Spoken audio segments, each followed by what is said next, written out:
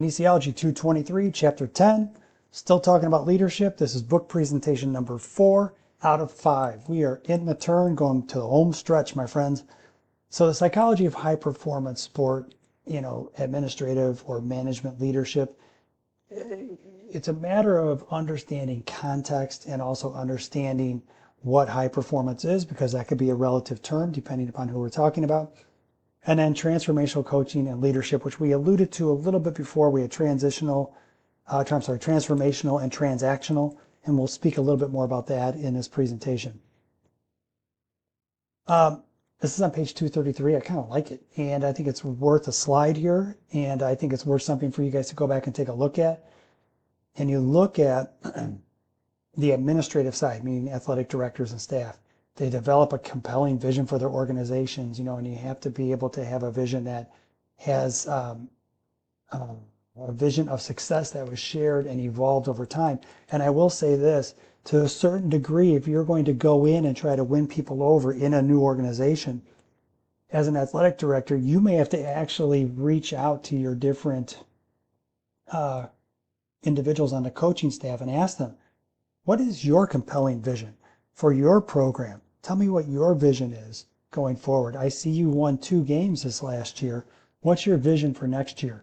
And, so you're coming in and you're giving a voice to the people within your organization, and you can then talk back and forth and have a nice dialogue regarding what is an actual realistic vision for the athletic program, but then what is an overall vision for a particular sport, and taking into account some things that might be objective and subjective. I want to recruit better athletes, have greater adherence in classroom. I want to have higher GPA. I want, these are things that you can talk through when you're talking with the new administration as a coach, or a coach as an administrator talking to a coach, either one.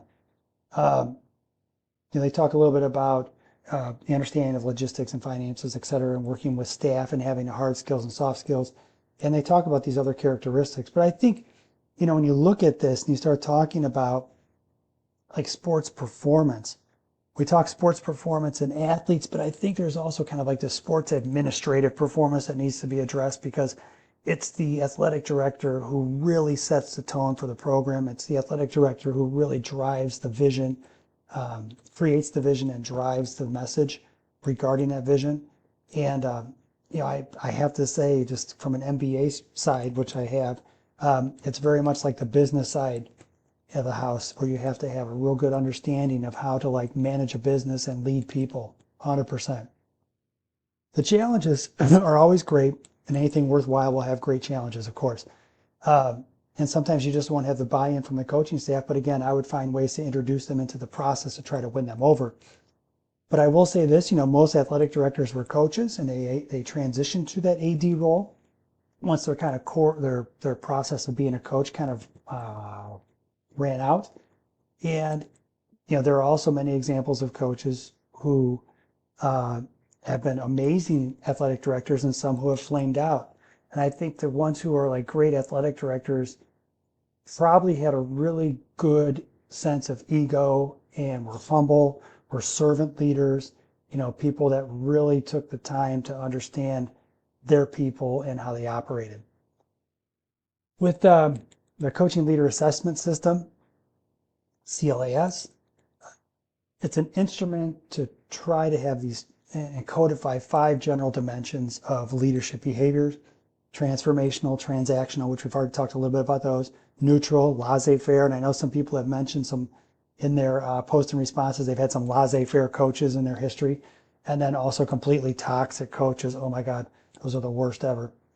And within this, we're finally back to that. The book mentioned servant leader and authentic leader some time ago, and they finally get to it. It seemed like it took them a chapter and a half to get back to this. And I really like this little area of the chapter. When I talk about servant leader, and I've always kind of fashioned myself as a servant leader until I read this chapter, and I kind of went, maybe I'm a little more authentic, but I think it's something where it's dynamic in nature, and it could be a case where it vacillates back and forth, and it's not 100% one or the other. But when you look at servant leadership, servant leaders, they focus on service to others. They lead followers and try to help them build a better tomorrow. and they're caring, they're good listeners, they're empathetic, and they're strong community builders, which that's why I kind of aligned myself, in this domain. And then with authentic leadership, they focus on being genuine and creating a positive and ethical sport climate, which I'm totally on board with.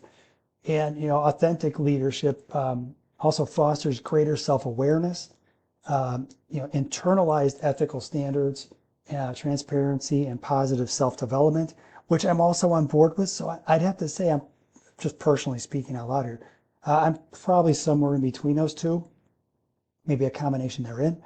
But I definitely like the way the book talks about and lays out what authentic leadership is. And I also like how they elaborate on servant leadership as well. So the leadership scale for sports, the LSS, it was developed to measure behaviors, including the preferences of the athletes regarding specific behaviors. And so it evaluates athletes' preferences for specific behaviors, athletes' perceptions of coaches' behaviors, and the coaches' perceptions of their own behavior.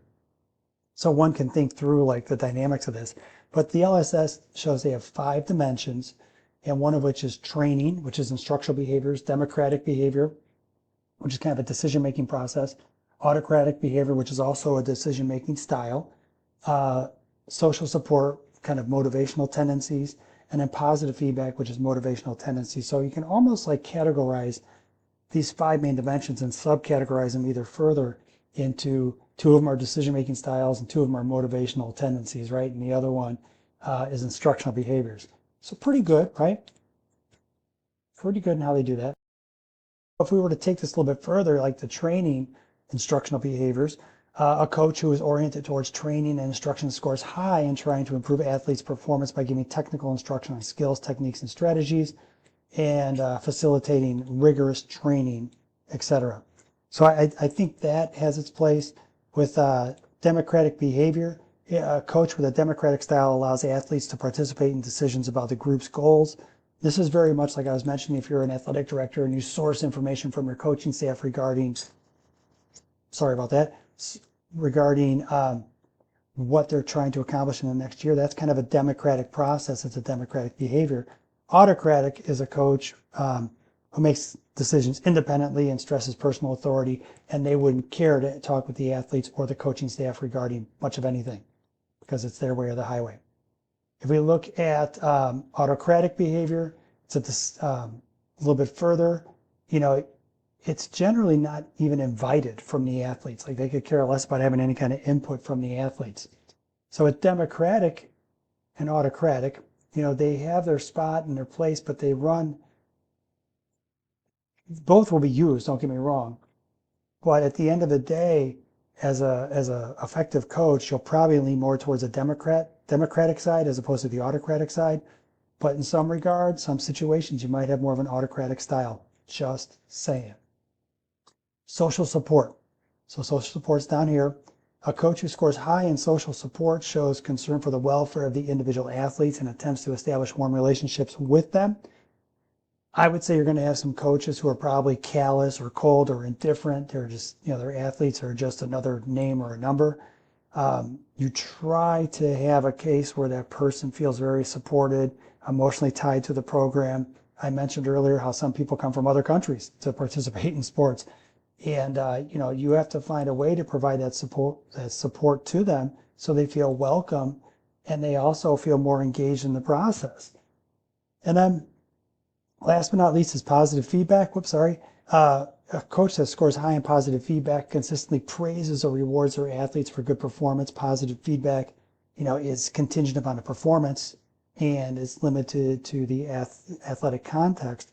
And you think this through in terms of like how a coach might respond to the behavior of an athlete. You can think back to a couple slides and what that was.